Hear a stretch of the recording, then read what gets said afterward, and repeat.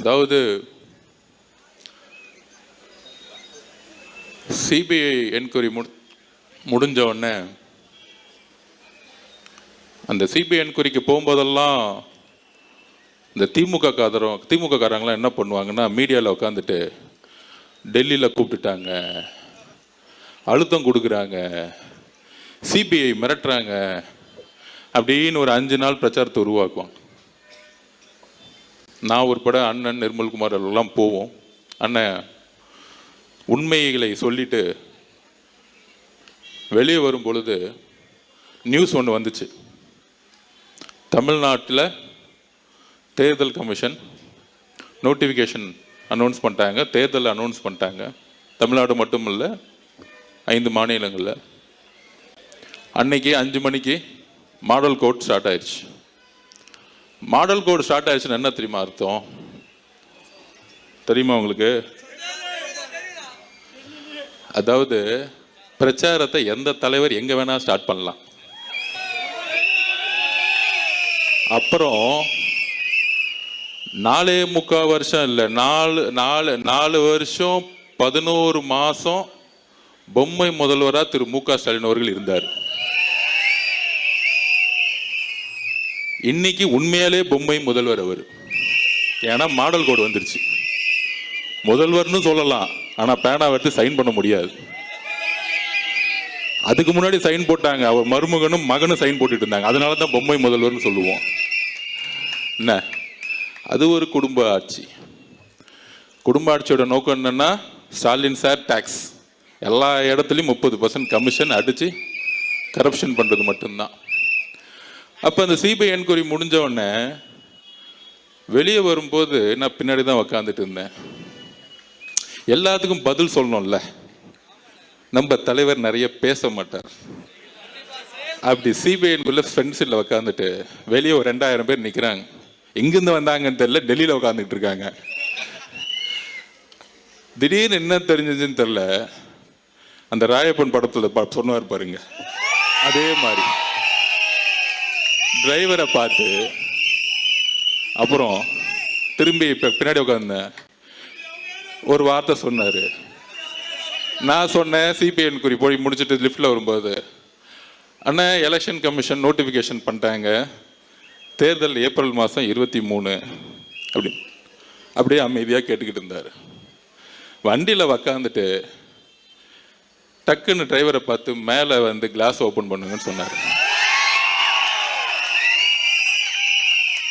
எனக்கு அப்பையும் இன்னும் அண்ணன் காற்று வாங்கிறதுக்கு பண்ணுறாரா அப்படின்னு நினச்சேன். அப்புறம் ஒரு குரல் வந்துச்சு, என்ன அர்ஜுன் ஆரம்பிச்சிடலாமா இங்கிருந்தே அப்படின்னு கேட்டார்.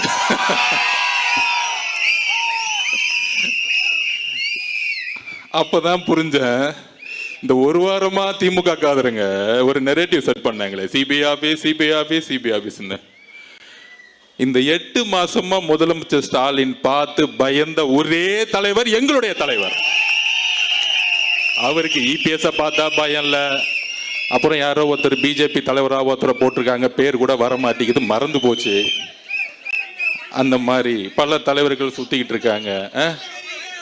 எல்லாம் ஓகே, எல்லாம் திமுகவோட கூட்டணி போட்டு வச்சுட்டு இருக்காங்க. அண்ணா முதலமைச்சர் ஸ்டாலின் அவருக்கு ஒரே பயம், தலைவர் எப்பெல்லாம் வீட்டை விட்டு வெளியே வராரோ, மக்களை பார்க்க வராரோ, அதனால ஒரே பயம். அதுக்கு தான் செந்தில் பாலாஜியை கூப்பிட்டாங்க. நீ போய் ஒரு வேலையை பண்ணுன்னு சொன்னான். அவருக்கு கொஞ்சம் அறிவு கம்மி, அவரு அடிச்சுட்டு வரான்னு சொன்னாரு. இந்த படுபாவி கொண்டுட்டு வந்துட்டான், திருட்டு பையன். ஆக்சுவலா ஸ்டாலினை மாட்டி விட்டதே செந்தில் பாலாஜி தான் கொலை குற்றத்தில். நாளைக்கு இதுக்கு பின்னாடி என்ன அஜெண்டா இருக்குன்னு செந்தில் பாலாஜிக்கு தான் தெரியும். அவர் நம்மள எதிரியா நினைச்சிட்டு இருக்காரு. அவர் பேச விடாம நிப்பாட்டுறானா, நம்மள மக்களை கொன்னு குவிச்சிட்டு ஒரு வாரமா நாடகம் ஆடி நம்ம மேல கொலைப்பள்ளி சொல்லி அதை சுப்ரீம் கோர்ட்ல நம்மளும் நிரூபிச்சது. அந்த ஜட்ஜிக்கே புரிஞ்சிச்சு மகேஷோட ஆக்டிங்கு, அதுக்கப்புறம் செந்தில் பாலாஜியோட ஆக்டிங்கு, காலையில் உதயநிதியோட ஆக்டிங்கு. என்ன பிரச்சனைனா, நம்ம தலைவர் ஆக்டிங் தெரிஞ்சு நம்பர் 1 ஆகி அரசியலுக்கு வந்துட்டாரு. இவங்களுக்கு ஆக்டிங்கும் தெரியல, அரசியலும் தெரியல. என்ன பண்ணணும்னு தெரியல. இதுதான் பிரச்சனை. ஏதாவது ஒண்ணுல எக்ஸ்பர்ட்டா இருந்தா பரவாயில்ல, எதுலையுமே இல்லை. மூளையில என்ன இருக்குன்னு தெரியல. பிறக்கும் போதே களிமண் மட்டும்தான் பெற்று வச்சிருக்காங்கன்னு தெரியல. சரி, அதை விடுங்க, நம்ம அந்த விமர்சனக்குள்ள போக வேணாம். நம்ம ஏதாவது ஒரு வார்த்தை சொன்னா அது 100 வார்த்தை ஆக்கி டிபேட் ஆக்கிட்டு இருக்காங்க. அப்ப இந்த கொலையை செஞ்ச பிறகு நம்ம மேல கொலைப்பள்ளி சொல்லி இன்னைக்கு பாருங்க, நம்ம அண்ணன் செந்தில் பாலாஜி அண்ணன் என்கொயரி போயிருக்காரு. உங்க மேல கொலைப்பள்ளி இருக்குன்னு டவுட் வந்தனால தான் ஏன் உங்களை கூப்பிட்டு என்கொயரி பண்ணிட்டு இருக்காங்க. இவ்வளவுதான் சிம்பிள். அப்ப போலீஸும் அவங்க கிட்ட இருக்கு, ஜட்ஜு அவங்க கிட்ட இருக்கிறாரு. 1 நம்பர் கமிஷன் போட்ட ஜட்ஜு அவங்க இப்படிலாம் ஏமாத்தி நம்ம மேல கொலைப்பள்ளி சொன்னாங்க. போட்டு நம்ம மேல ஒரு SOP போட்டாங்க, Stalin procedure code. Stalin SOP போட்டு முடிச்சிட்டான், ஸ்டாலின் ஆப்ரேட்டிங் ப்ரொசீஜர். அப்போ அதை போட்டுட்டு என்ன பண்ணாங்க, தமிழக வெற்றி கழகத்துக்கு மட்டும்தான் கூட்டம் வரும். உடனே சொல்றாங்க, அது என்ன தமிழக வெற்றி கழகம் மட்டும் கூட்டத்தை கண்ட்ரோல் பண்ண முடியல அப்படின்னு ஒரு பிரச்சாரமா. யாரு கூட இருக்கக்கூடிய வித்வான்கள், நல்லா வித்வானம் பண்ணுவாங்க, காசை வாங்கிட்டு டக்க டக்க டக்க டக்க டக்குன்னு அடிச்சுட்டே இருப்பாங்க. டிவியில் வைக்காது, இதுதான் டிபேட்டே. ஆனா மக்கள் 5% எவரும் நியூஸ் சேனல் பார்க்கறதே கிடையாது. திமுக காரங்க மட்டும் பார்த்து பார்த்து பார்த்து ஆஹா சூப்பர்ப்பா நல்லா பேசுறாருப்பான்னு நல்ல காசை கொடுத்து வாங்கி என்ஜாய் பண்ணிட்டு இருப்பான். அப்ப இந்த கொலைப்பள்ளியை சுமத்தினாங்க, SOP போட்டாங்க. நம்ம கிட்ட என்ன கூட்டத்தை கட்டுக்கடங்காத கூட்டத்தை கண்ட்ரோல் பண்ண முடியல. இப்ப ஒரு திருச்சியில மாநாடு பண்ணாங்களே, பெரிய மாநாடு. அந்த மாநாடு பேர் என்ன தெரியுங்களா? வேவ் ஸ்டாலினா. அதுவும் நம்மளை பார்த்து காப்பி. வேவ்னா என்ன தெரியுங்களா? மக்கள் கூட்டம் அலையலையா வருது. எல்லாம் 300 ரூபா கூட்டிட்டு வந்து பஸ் டிரான்ஸ்போர்ட்ல உட்கார வைக்கல. எங்கேயா வேவ் வரப்போகுது உங்களுக்கு? 22 கட்சி கூட்டணி வச்ச உங்களுக்கு மக்களே வரலன்னா அந்த கூட்டணி கட்சிகள் தவிர எவனும் கட்சி தலைவர்கள் தவிர யாரும் ஓட்டு போட போறது இல்லை. இதுதான் அரசியல், இதுதான் தேர்தல் அரசியல். மக்கள் உங்கள் மேல நம்பிக்கை இழந்த பிறகு கூட்டணி கட்சியில் இருக்கிற தொண்டர்கள் எப்பயும் உங்க மேல வந்து நம்பிக்கை இழந்துட்டாங்க. சரி, அப்படிலாம் இருக்கும் பொழுது நம்ம என்ன பண்ணோம் அப்படின்னா, கூட்டம்லாம் இவங்களுக்கு வராது, மக்கள் தோணுச்சிட்டாங்க. அப்போ என் மேலே இப்போ வந்து ஒரு விமர்சனம் வருது. அந்த விமர்சனத்துக்கு ஜனநாயக பூர்வமாக பதில் சொல்லக்கூடிய இடத்துல இருக்கும். நம்ம ஒன்றும் பிறப்பால் முதலமைச்சர் ஆகிறவர் இல்லையே, பிறப்பால் துணை முதலமைச்சர் ஆகிறவர் இல்லையே, என்ன கேள்வி கேட்டால் நீ கேள்வி கேட்பியா அப்படின்னு முடக்கக்கூடிய இடத்துல நம்ம இல்லை. நம்ம ஒரு சாமானிய கட்சி, இன்றைக்கும் ஒரு சாமானியனாக நம்ம இருந்துகிட்டு இருக்கோம். அதிகாரத்தில் இருந்து இன்றைக்கும் பேசுறதில்லை. ஆனால் எங்க ஆதிக்கம் இருக்கிறதோ அங்கு முதல் குரல் டிவி இருந்து ஒலிக்கும். இதுதான் எங்களுடைய கட்சி. அப்படி சிபிஐல என்கொயரி முடிஞ்ச உடனே பிரச்சாரத்தை அப்படி மேலே எந்திரிச்சார். டைவர்ட் ஆயிட்டேன்னு நினைக்கிறேன். இதுதான் நம்ம பிரச்சனை. ஏன்னா அவ்வளோ கோவம் உள்ள இருக்கு. அப்போ மேலே எந்திரிச்சாரு. அப்படி எந்திரிச்சு மேலே நின்று ஆரம்பிக்கலாமான்னு கேட்டாரு. அப்படி மேலே எந்திரிச்சு என்ன பண்ணாருன்னா சிபிஐ ஆபீஸ்குள்ளேருந்தே மேலே எந்திரிக்கிறாரு. அண்ணனுக்கு தைரியம் இருக்கு, அது வேற மாதிரி தெரியும். அப்ப எந்திரிச்சு அந்த கேட்டுக்கு வெளியே வந்து மேல பார்த்துட்டு அங்க 2000 பேர் நான் கையை காமிச்சிட்டு பத்திரமா இறங்கிட்டு, இது போதுமா அப்படின்னு கேட்டார். இது போதும்னு அப்படின்னு நானும் சொன்னேன். அப்ப இன்னுமேட்டு இந்த SOP இதெல்லாம் கிடையாதுல்ல அப்படின்னு கேட்டாரு. எங்க வேணா போலான்னா தேர்தல் கமிஷனோட ரூல்ஸ்ல எல்லா தலைவரும் எந்த ரோட்டுக்கு வேணா போல. நான் இன்னுமேட்டு ஒவ்வொரு நொடியும் நான் மக்கள் கிட்ட இருக்கணும், வேலையை ஆரம்பிங்கன்னு சொல்லிட்டார். கூடி சீக்கிரத்துல உண்மையான ஆலையை தமிழகம் முழுவதும் இருக்க நெடுஞ்சாலைகளை நீங்க பாப்பீங்க, மக்களுடைய கூட்டத்தை நீங்க பாப்பீங்க அவருடைய வருகையை நோக்கி வரும் பொழுது. அதுதான் பயம். சரி, டெல்லியில பிரச்சாரத்தை அண்ணன் ஆரம்பிச்சிட்டாரு. அடுத்தது மாடல் கோடு வந்துருச்சு. எங்க முதல் கூட்டத்தை போடலான்னு யோசிச்சோம். இந்த தீய சக்திக்கு முதல் காரணம் யாரு? இந்த கொடுமையான ஆட்சிக்கு முதல் காரணம் யாரு? இந்த 4.5 வருஷம் எதுவுமே செய்யாம நாடகமாடி டிராமா பண்ணது யாரு? இந்த டிராமா கம்பெனியை ஒழிக்கணும்னா கொளத்தூர்ல இருந்தா முதல்ல ஆரம்பிக்கணும்.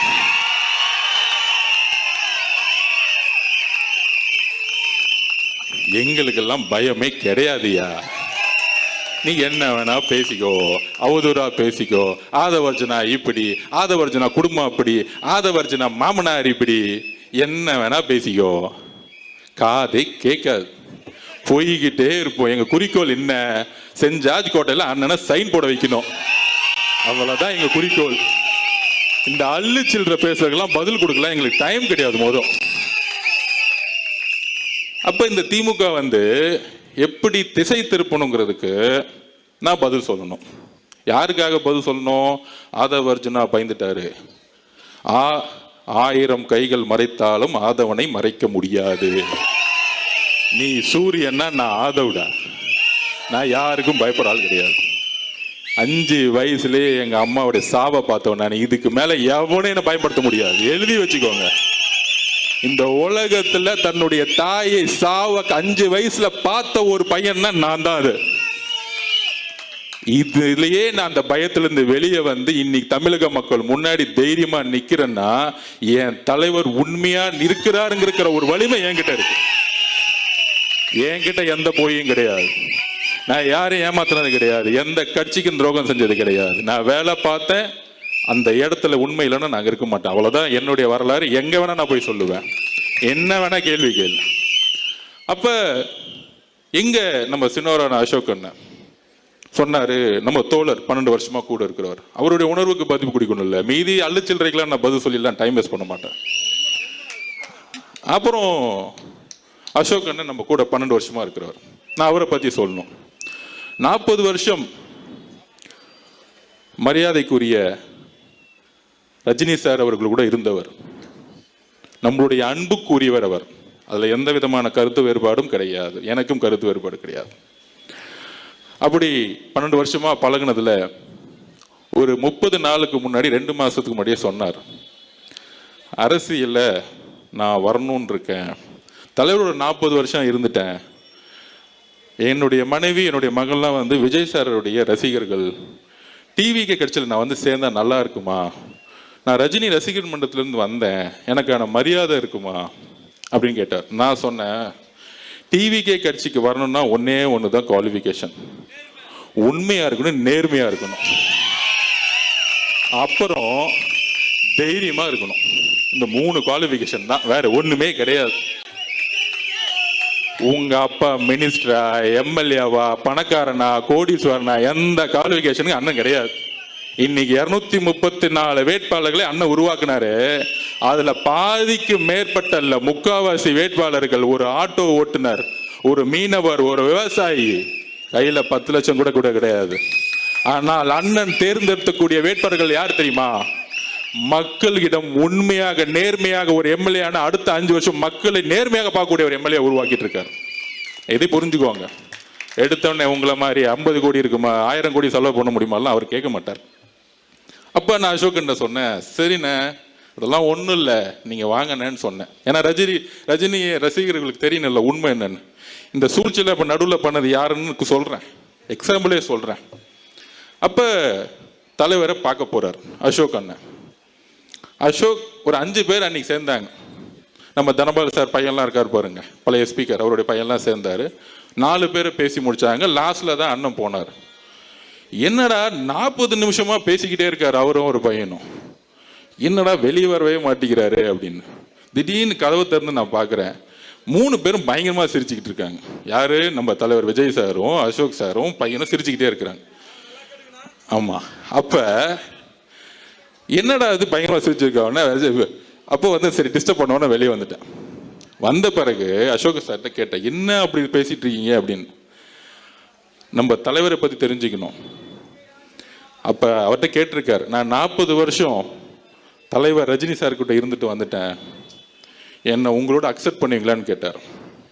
அப்புறம் இன்னொன்று சொன்னார், டிசம்பர் 12ஆம் தேதி ஆனால் நியூஸ் பேப்பரில் நான் விளம்பரம் கொடுப்பேன், நான் அவரை போய் பார்ப்பேன், அதெல்லாம் உங்களுக்கு பிரச்சனையான்னு கேட்கும் பொழுது, உங்களுக்கு தலைவர் எப்படியோ அதே மாதிரி நான் சினிமாவில் இருக்கும்போது எனக்கும் ஒரு தலைவர்னு சொன்ன மனிதர் எங்களுடைய தலைவர்.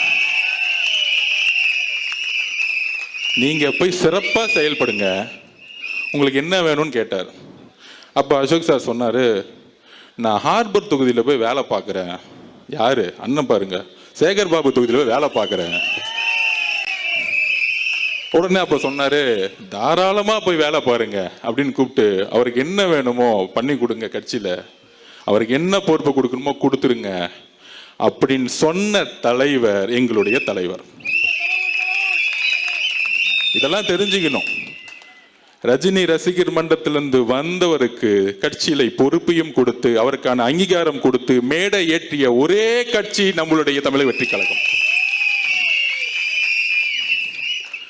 அப்ப நம்மளை டைவர்ட்லாம் எப்படி பண்ணுவாங்க, எப்படி ஃபோக்கஸ் பண்ணுவாங்க? அதுக்கு தான் சென்னையில் நடந்த ஆர்ப்பாட்டத்தை பத்தி பேசிட்டு இருந்தேன்.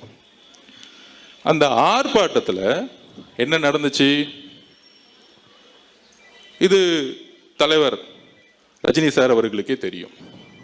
அதை நான் எக்ஸ்பிளைன் பண்ண முடியல. என்ன எக்ஸ்பிளைன் பண்ணல? அன்னைக்கு 30 நிமிஷத்துக்கு மேலே பேசிட்டு இருந்தேன். காவல்துறை நிப்பாட்டினாங்க. அதை டீட்டெயிலாக நம்ம எக்ஸ்பிளைன் பண்ணோம்ல. அப்போ டீட்டெயிலாக என்ன எக்ஸ்பிளைன் பண்ணோம்னா, இந்த பிரச்சனையை பற்றி எக்ஸ்பிளைன் பண்ணல. இந்த 5 வருஷமா என்னை கடுமையாக திட்டுறாங்களா, அதை பற்றி இல்லை. இந்த ஒரு வாரமா கடுமையான மன வழியில தலைவர் இருக்கிறாரு, நானும் இருக்கிறேன், இங்க இருக்கக்கூடிய பல்வேறு நிர்வாகிகள் இருக்காங்க, தமிழ்நாடே இருக்கு. அது என்னது? அன்னைக்கு ஆர்ப்பாட்டம் தமிழ்நாட்டிலே முதல் முறையாக தமிழகம் முழுவதும் உருவாக்கிய கட்சி நம்மளோட கட்சி. அந்த ஆர்ப்பாட்டம் எதற்கு? சட்டம் ஒழுங்கு பாதுகாப்பு. அதுல என்ன பிரச்சனை? தூத்துக்குடியில இந்த ஊடகங்களையும் ஒட்டுமொத்த தமிழக மக்களையும் எல்லோரையும் நான் கேட்டுக்கிறேன், வலியோடு கேட்குறேன். தூத்துக்குடியில் ஒரு 12th ஸ்டாண்டர்ட் 12ஆம் கிளாஸ் படிக்கக்கூடிய மாணவி, 15 வயசு கூட ஆகல, டெல்லியில் நிர்பயா பாதிக்கப்பட்டார், கற்பழிக்கப்பட்டார், கொல்லப்பட்டார், இந்தியாவே கொதித்து இருந்துச்சு. இந்த பிரச்சனையை திசை திருப்பதுக்கு தான் இவ்வளோ பெரிய நாடகம் 5 நாளாக ஓடிக்கிட்டு இருக்கு. இதை சோசியல் மீடியா வாரியர்ஸும் புரிஞ்சுக்கணும், தமிழக மக்களும் புரிஞ்சுக்கணும். இந்த அவதூறான பிரச்சாரம் எனக்கு எதிராக ஏன் உருவாக்கப்பட்டது அப்படின்னா, இந்த தூத்துக்குடியோடைய மரணம் கொடூரமானது. அன்னைக்கு முதல் முறையாக தமிழக வெற்றி கழகம் தான் இதை உறுதியா சொன்னோம். தூத்துக்குடியில ஏற்பட்ட மரணம் எப்படிப்பட்டது? 6 மணிக்கு அடுத்த நாளே நான் தூத்துக்குடி போயிட்டேன், வீட்டுக்குள்ள போயிட்டேன். அப்ப அந்த அம்மா சொல்றாங்க, பக்கத்தில் உங்கள் அத்தைக்கு கோவம் வருது, நம்ம மேலேயும் டக்குன்னு கோவப்படுறாங்க. நான் 5 நிமிஷம் பேசி முடிச்சோன்னு அமைதியாக உட்காந்தாங்க. அப்போ அவங்க உறுதியாக சொல்கிறாங்க, என்னன்னா சொல்ல முடியல, வார்த்தைகள் வரல. அவங்க அம்மா சொல்கிறாங்க, என் பொண்ணு 6 மணிக்கு கழிவறை போகிறதுக்கு வீட்டை விட்டு வெளியே போனாங்க. அங்கேருந்து 50 மீட்டர் கூட கிடையாது. 7 மணி ஆச்சு, 7:30 மணி ஆச்சு, காணும். காவல்துறைக்கிட்ட போகிறோம், போலீஸ் ஸ்டேஷனில், திருப்பியும் காணும். சார், காவல்துறைகிட்ட போகும்போது திருப்பியும் முடியாதனால நாங்கள் தேடி பார்க்குறோம், ஊர் மக்கள் ஃபுல்லாக தேடி பார்க்குறோம். அடுத்த நாள் 2:30 மணிக்கு கண்டுபிடிச்சிருக்காங்க அந்த குழந்தையோட உடலை. அந்த குழந்தையோட உடல்ல ஒட்டு துணி கிடையாது, கற்பழிக்கப்பட்ட பெண். இன்னும் 6 நாள் ஆச்சு, இன்னும் போலீஸ் கண்டுபிடிக்க முடியல. அக்கா கனிமொழி அக்கா போனாங்க, ஆனா ஊருக்குள்ள உடலை. உடனே கனிமொழி அக்கா மேல ஒரு மீடியா அவங்கள உள்ள உடலுன்னு பெருசா சொன்னாங்க. நான் கேட்கிறேன், எங்கு முதலமைச்சர் ஏன் அந்த இடத்துக்கு போல? ஏன் தூத்துக்குடிக்கு அந்த பெண்ணுடைய வீட்டுக்கு போல? இதனால்தான் நான் கோவப்பட்டு முட்டாள் முதலமைச்சர்னு சொன்னேன். அவர் மேல அவதூறு பரப்புறதுக்காக இல்ல, அவரை குற்றம் சொல்ல வேண்டியதுக்காக கிடையாது. ஒரு வழி, என்னுடைய வீட்டில் என் தங்கைக்கு இந்த உணர்வு ஏற்பட்டால் ஒரு அண்ணனாக என்ன கோவமோ அந்த கோபம் எனக்கு உண்மையில ஏற்பட்டது. அன்னைக்கு என்னுடைய பேச்சு கோபத்தில் வந்த வெளிப்பாடு, என்னுடைய உணர்விலிருந்து ஏற்பட்ட வெளிப்பாடு. அதனாலதான் அடுத்த நாளே 9 மணிக்கு நான் கிளம்பி தூத்துக்குடிக்கு போனேன். அதை கேட்கும் பொழுது இது அரசியல் அல்ல, நாம் எங்க வாழ்ந்துகிட்டு இருக்கோம், என்ன அரசியலை உருவாக்கிட்டு இருக்கோம். அக்கா கனிமொழியை திட்டுவாங்க, ஏன் ஒரு பெண்ணு தான் அந்த இடத்துக்கு போகணுமா? என்னோட சொந்த தங்கையா இருந்தா ஒரு ஆண் போக கூடாதா? எங்கே போனார் முதலமைச்சர் மு க ஸ்டாலின் அவர்கள்? அதுக்கு மேல என்ன வேலை இருக்கு உங்களுக்கு? எங்கே போனார் துணை முதலமைச்சர் உதயநிதி அவர்கள்? இதுக்கு மேல என்ன வேலை இருக்கு உங்களுக்கு? ஒரு பெண் மானங்கப்படுத்தப்பட்டு, ஒரு பெண் ஒட்டு துணி இல்லாம தூக்கி எரிஞ்சு, ஒரு ஊரே அன்னைக்கு 2.5 மணி நேரம் தேடி, ஒரு காவல்துறை கூட 18 மணி நேரம் அந்த ஊருக்குள்ளே போவாம, ஒரு கலெக்டர் போவாம, ஒரு எம்எல்ஏ போகாம, ஒரு கவுன்சிலர் போவாம, திமுகவுடைய அமைச்சர்கள் போவாம, முதலமைச்சரும் போல, துணை முதலமைச்சர் உதயநிதியும் போல ஆனால் அன்னைக்கு நான் பேசிய ஒரு வார்த்தையை எடுத்துக்கிட்டு இந்த ஒரு வாரம் ஆதவர்ஜினாவை திட்டக்கூடிய இந்த திமுகவும் திமுகவுடைய ஊடகங்களும் மிகப்பெரிய அவமானப்படுத்தக்கூடியவர்கள். ஆதவர்ஜினா இதுக்கு வைக்கப்பட வேண்டியதில்லை. நான் எதற்கும் தைரியமானவன், எதற்கும் பயப்படாதவன். அச்சமில்லை அச்சமில்லை அச்சம் என்பதில்லையே. உச்சி மீது வானிருந்து வீடு இருந்த போதிலும் அச்சமில்லை அச்சம் என்பதில்லையே. 12 வயசுல படிச்சவன் பாரதியார் கவிதையை. உங்களுடைய தவறுகளை நாங்கள் உறுதியாக உண்மையாக எடுத்துரைத்துக் கொண்டே இருப்போம். இதுக்கு டிவிக்கு தவிர வேற எந்த கட்சியும் போல. எங்க போனது? திமுக கூட்டணியில் இருக்க 22 கட்சி யார் பாதிக்கப்பட்ட பெண்ணுடைய வீட்டுக்கு போனாங்க? அந்த அம்மா கிட்ட பேச போனாங்களா? அந்த அம்மாவோட கோரிக்கை என்ன தெரியுமா? கடைசி நிமிஷத்துல இதை யாரு செய்தார்களோ அவர்களை இந்த சமூகத்தின் முன்பு நிறுத்துங்கள், அவர்களுக்கு தண்டனை வாங்கி கொடுங்கள். ஏனென்றால் என்னுடைய பெண் குழந்தை போல இன்னொரு பெண் குழந்தைக்கு தமிழ்நாட்டில் இந்த நிலைமை ஏற்படுத்தக்கூடாது சொன்னவர் என்னுடைய அம்மா. தூத்துக்குடியில் இருக்க பாதிக்கப்பட்ட அம்மா தன் குழந்தையை இறந்தாலும் அவர்கள் கவலைப்பட்டது இன்னொரு பெண் குழந்தைக்கு இந்த பிரச்சனை நடக்கக்கூடாதுன்னு பேசினாங்க என்கிட்ட. ஆனால் இதை மூடி மறைக்கணும். நிர்பயா சகோதரர் பாதிக்கப்பட்டது போல இந்த பிரச்சனையை தமிழக மக்களுக்கு கொண்டு போய் சேர்த்தக்கூடாது. தலைவர் ரஜினி சார் அவர்களே, உங்கள் மீது எங்களுக்கு எந்த வெறுப்பும் கிடையாது. உங்கள் மீது எங்களுக்கு அன்பு மட்டும்தான் இருக்கிறது. இதை நான் உறுதியாக பதிவிடுகிறேன். நான் ஒரு சாமானியன், அதிகாரம் என்கிட்ட இல்லை, பணபலம் இல்லை. நான் இன்றைக்கும் ஒரு சாமானியன், ஒரு சாதாரண விவசாய வீட்டில் பிறந்த உணர்வு தான் இன்னைக்கும் இருக்கு. எல்லா தொழிலையும் தூக்கி போட்டு வந்துட்டேன். எனக்கு வேற எதுவும் இல்லை, எந்த நாதியும் இல்லை. ஏன்? என்னுடைய குடும்பமே என்னுடைய அரசியலுடைய முடிவுகளுக்கு எதிராக இருக்கிறது. எல்லோரையும் தூக்கி போட்டிருக்கோம். ஏன்? நான் உண்மையாக மக்களிடம் இருக்க வேண்டும் என்ற உணர்வு எனக்கு இருக்கிறது, என்னுடைய தலைவருக்கு இருக்கிறது. அவதூறுகளை பத்தி கவலைப்படல. 5 வயசுல என்ன அனாதன்னு சொன்னாங்க, 12 வயசுல என்ன குறிக்கோள் இருக்கும் போது நீ ஏழைன்னு சொன்னாங்க, 16 வயசுல பொலிட்டிகல்ஸ் படிக்கும் போது உனக்கு எதுக்கு இந்த வீண் வேலை பொலிட்டிகல் சயின்ஸ் படிக்கணும்னு சொன்னாங்க. திமுக நான் வேலை செய்யும் போது உன்னாலெல்லாம் ஜெயிக்க வைக்க முடியுமான்னு என்ன பார்த்து கேட்டாங்க. டிவிக்கு வரும்பொழுது நீ என்ன சாதிப்பன்னு கேட்டாங்க. என் தலைவர் இருக்கிறார், உண்மை இருக்கிறது, என் கட்சியுடைய தொண்டர்களும் மக்களும் இருக்கிறார்கள். நாங்கள் உறுதியாக சாதிப்போம். எம்ஜிஆரிடம் இருந்த உண்மை எங்களுடைய தலைவர்கிட்ட இருக்கு. அப்ப தமிழக மக்களே, எதனால என்னுடைய வார்த்தைகள் மாறியது? என்ன பிரச்சாரத்தை திமுக உருவாக்கியது? மற்ற கட்சிகள் எதனால உருவாக்கிறாங்க? நாம் எந்த காலகட்டத்தில் நம்ம இருக்கிறோம் யோசிச்சு பாருங்க. நான் இன்றைக்கு உறுதியாக சொல்லுகிறேன், இன்றைக்கு நோன்பு மாதம். இஸ்லாமிய தோழர்களும் கிறிஸ்துவ தோழர்களும், இஸ்லாமிய தோழர்களே, கிறிஸ்துவ தோழர்களே, தமிழக மக்களே, நாம் உறுதியாக சொல்கிறோம், 234 தொகுதியில் நாம் தனியாக களமாடுகிறோம். உண்மையான இஸ்லாமிய சகோதரர்கள், உண்மையான கிறிஸ்தவர்கள் நாம் உண்மையாக இருக்கிறோம். நம்ம அண்ணனுக்கு பல்வேறு சொல்றாங்களே ஆஃபர்லாம் கொடுத்தாங்க. 50-50, நீங்க 90 நான் 90, நீங்க முதலமைச்சர் 2.5 வருஷம் நான் முதலமைச்சர் 2.5 வருஷம், எல்லா ஆஃபரும் கொடுத்தாங்க. அப்ப அண்ணன் சொன்ன ஒரே வார்த்தை எங்க கிட்ட, எனக்கு ஆஃபர் தேவையில்லை, தமிழக மக்களுடைய உண்மையான நம்பிக்கையை, என்றைக்கும் தமிழக மக்களுடைய நம்பிக்கையை நான் உருவாக்கக்கூடிய அரசு, மத சார்பற்ற சமூக நீதிக்கான அரசை உருவாக்கக்கூடிய ஒரு வலிமையை தமிழக வெற்றி கழகம் உருவாக்கும் சொன்னது எங்களுடைய தலைவர் விஜய் அவர்கள். முதலமைச்சர் பதவியை ஆசைப்பட்டு டெல்லிக்கு அடிப்பணி வர எங்களுடைய தலைவர் அல்ல. பராசக்தி ரிலீஸ் ஆனோம்னா போய் ஹோம் மினிஸ்டர் பார்த்துட்டு உதயநிதி ஒரு போன் கால் பேசி ரிலீஸ் பண்ணவர் எங்க ஆள் கிடையாது. இன்றைக்கும் எங்களுடைய படம் லீகல் லிட்டிகேஷன்ல இருக்கு. இஸ்லாமிய தோழர்களே, கிறிஸ்துவ தோழர்களே, நீங்கள் புரிந்து கொள்ளுங்கள். முதலமைச்சருடைய மகனுடைய தன்னுடைய பேரனுடைய பராசக்தி படம் ரிலீஸ் பண்ணப்பட்டது. ஜனநாயகன் படம் என்றைக்கு வரைக்கும் நிப்பாட்டப்பட்டதுக்கான காரணம் அரசியல் தான். இது அரசியல் தான். இந்த அரசியலை தைரியமாக எதிர்கொள்ளக்கூடிய ஒரே தலைவர் எங்களுடைய தலைவர் விஜய் அவர்கள்.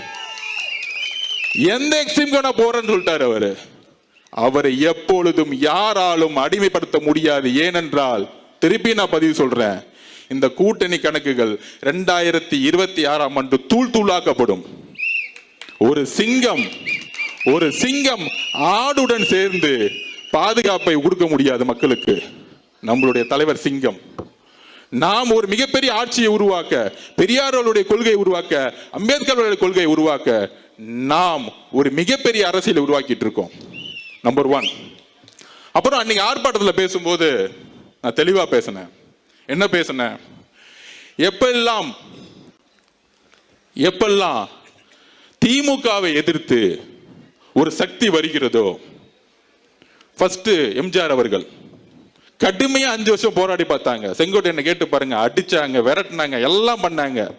ஆனா கடுமையா மக்கள் ஆதரவோட வெற்றி பெற்றுட்டாங்க. அன்னையில இருந்து அவர் உயிரோட வரைக்கும் ஜெயிக்க முடியல. அடுத்து ஜெயலலிதா அம்மா வந்தாங்க. அவங்க மேல கடுமையான அடி அடிச்சாங்க. உடல் மொழி எல்லாம் கேவலமா பேசி பார்த்தாங்க, ஜெயிச்சிட்டாங்க. திருப்பி என்ன பண்ணிட்டாங்க? 97, 98 அவங்க ரிசைன் பண்றேன்னு அவங்க லெட்டரை வெளியிட்டு போலியா பரப்பினாங்க, பயந்துட்டு. திருப்பி 2001 வந்துட்டாங்க.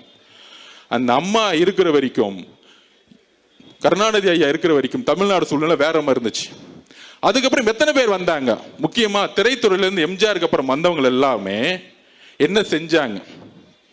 ஃபர்ஸ்ட் நம்ம கேப்டன் விஜயகாந்த் அண்ணன், நமக்கு பிடிச்சவர், அன்பானவர், நல்லவர், வலுவானவர்.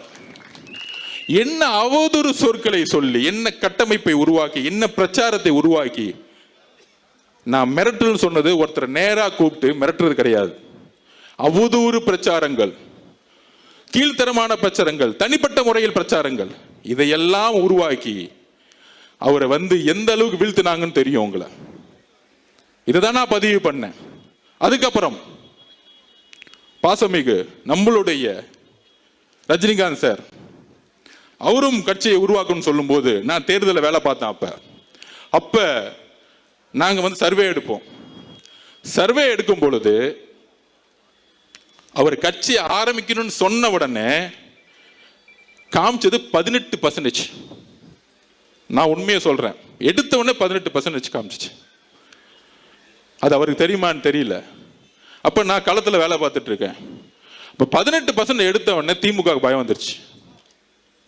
அப்ப என்ன மாதிரி போலி கருத்துக்களை உருவாக்கணும், இதை தான் நான் மிரட்டல்னு சொன்னேன். அவரை கூப்பிட்டு மிரட்டினாங்க, அந்த குடும்பம் செஞ்சிச்சு, இதுக்கான அர்த்தம் இல்லை. என்ன மாதிரி பிரச்சாரத்தை உருவாக்குவது, என்ன மாதிரி அவதூறு சொற்களை உருவாக்குவது. அன்னைக்கு உதயநிதி அவர்கள் இதே ரஜினி சார் மேல என்ன மாதிரி குற்றச்சாட்டுகளை தன்னுடைய ட்விட்டர் எல்லாம் போட்டார், எவ்வளவு அசிங்கமா பேசினார். பாஜக பி டீம் மிரட்டி தான் பாஜக கொண்டு வந்தாங்க. இதையெல்லாம் உருவாக்குனது திமுக.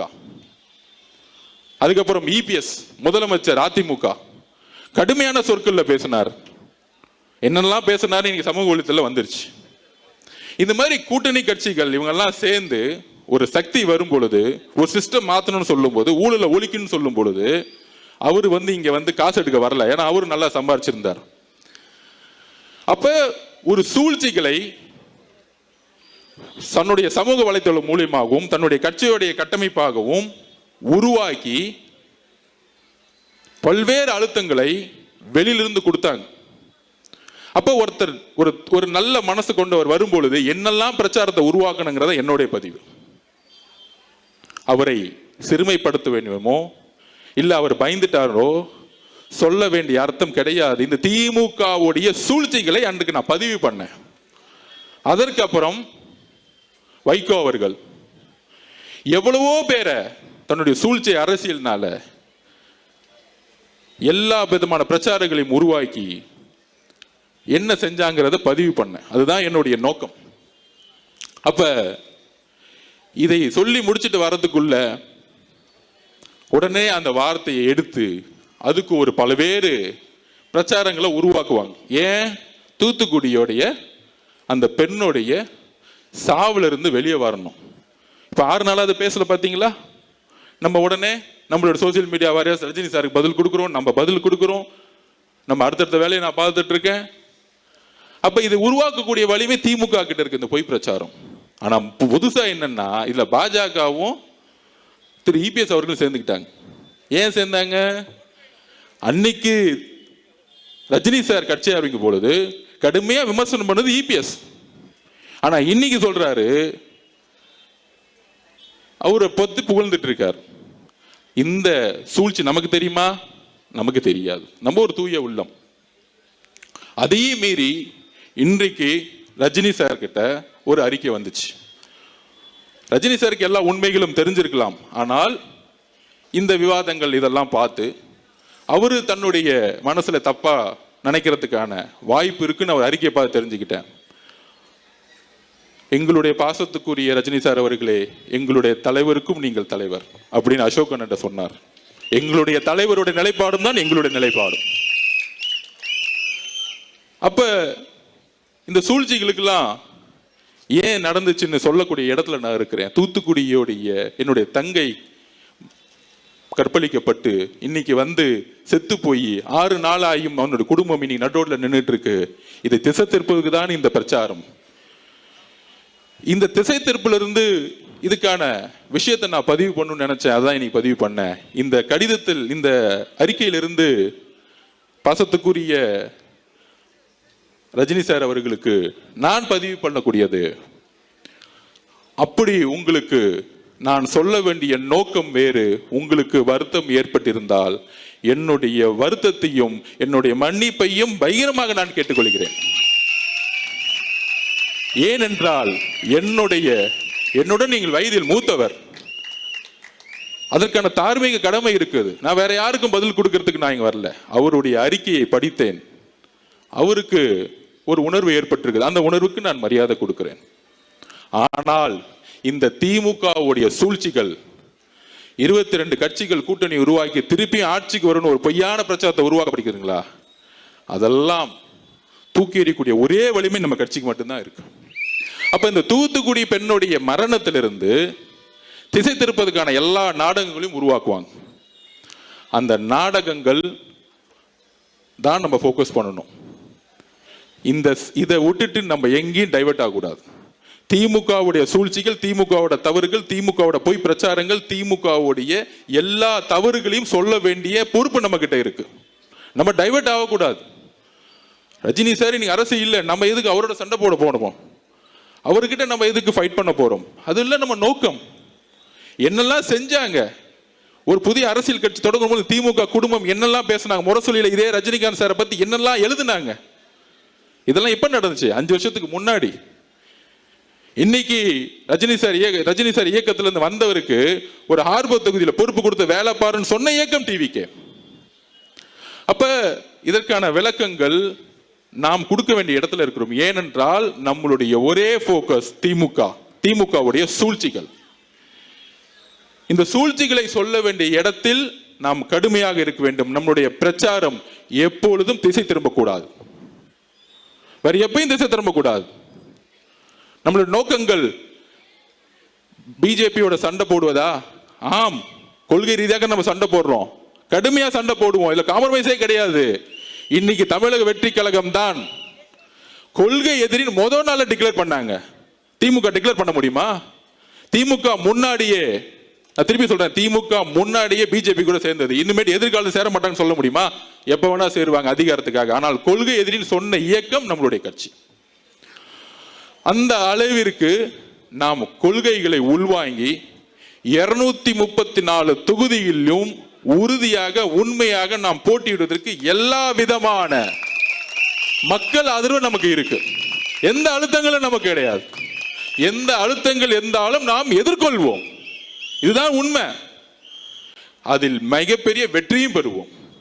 அதனால நம்மளுடைய கொள்கைகளும் கோட்பாடுகளும் தெளிவா இருக்கு. கொளத்தூர்ல ஆரம்பிச்சு முதலமைச்சர் இங்கு தோற்கடிக்கப்படணும். முன்னாள் முதலமைச்சர் ஆக்கக்கூடிய வலிமை கொளத்தூர் மக்களுக்கு இருக்கு. மு.க. ஸ்டாலின் அவர்கள் தோக்கணும்னா முதல்ல கொளத்தூர் மக்கள் இருந்து நம்ம ஆரம்பிக்கணும். அவர் ஒன்னே ஒண்ணு செஞ்சிருக்காரு, ஒரு உண்மையை இங்க பண்ணிருக்கிறார், வாக்குறுதியை நிறைவேற்றிட்டார். கொளத்தூரை உண்மையால குளமா மாத்திருக்கிறார். மழை வரும்போது இங்க குளமாயிடும். அதனால இந்த கூட்டணி கட்சிகள் அழுத்தங்கள் இதெல்லாம் கிடையாது. நம்மளுடைய இந்த திருப்பியும் ஒரு வாரமா பாருங்க, இவங்க டெல்லியோட சேர்ந்துருவாங்களா, பிஜேபியோட சேர்ந்துருவாங்களா, அதிமுக சேர்ந்துருங்களா, எதுவுமே கிடையாது. தலைவர் நேத்து வந்தாரு, வாரும் வந்தாரு, தெளிவுபடுத்தினாரு. நம்ம முதல் நாள்ல மாநாட்டில் என்ன சொன்னோம், இன்னைக்கும் அந்த உறுதியில் தான் இருக்கேன். சிஎம்ஏ ஆஃபர் கொடுத்தாலும் எனக்கு தேவையில்லை. தமிழக மக்களுடைய நம்பிக்கையில தான் நான் உறுதியாக இருப்பேன், உண்மையாக இருப்பேன். வெறும் பதவிக்காக வரல, மக்களிடம் உண்மையாகவும் நம்பிக்கையாகவும் நான் இருப்பேன்னு சொல்லியிருக்கிறார். அதனால நம்மளுடைய போக்கஸ் எங்க இருக்கணும்? நம்மளுடைய போக்கஸ் திமுகவுடைய சூழ்ச்சிகளையும் தவறுகளையும் மக்களுடைய பிரச்சனையும் எடுத்துக்கூடிய இந்த 30 நாளும் கடுமையா நம்ம உழைக்கணும். வேற எந்த போக்கஸும் நம்ம கிடையாது, வேற எந்த ஈகோவும் கிடையாது, வேற எந்த தலையில தனக்கணமும் நம்ம கிடையாது. இங்க நம்ம வீரன் அதெல்லாம் கிடையாது. நம்ம ஜெயிக்கணும், எலெக்ஷன்ல ஜெயிக்கணும், இந்த ஆட்சியை தூக்கி எறியணும், சென்ட் ஜார்ஜ் கட்டில உண்மையான மக்கள் ஆட்சியை உருவாக்கணும். இதுதான் நான் சொல்ல வரேன். அதனால நாம் மக்கள் ஆட்சியை நம்மளுடைய தலைவருடைய வழிவில் உருவாக்குவோம்.